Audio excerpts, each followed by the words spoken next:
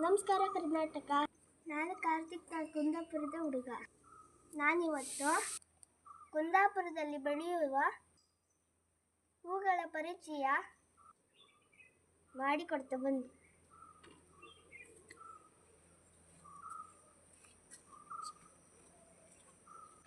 ಇದು ಗುಲಾಬಿ ಹೂವಿನ ದಾಸವಾಳ.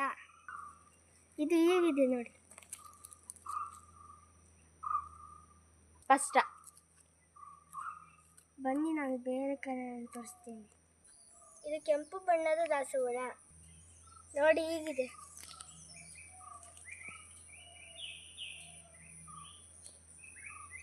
ಇದು ಕೇಸರಿ ಬಣ್ಣದ ದಾಸವಾಳ. ಇದು ಬಿಳಿ ಬಣ್ಣದ ದಾಸವಾಳ ನೋಡಿ, ಹೀಗಿದೆ.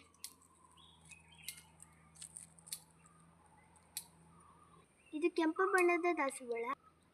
ಇದು ಅರಳೋದಿಲ್ಲ, ಇದು ಮೊಗ್ಗಾಗೆ ಇರುತ್ತದೆ. ಕುಂದಾಪುರದ ಕಾಡು.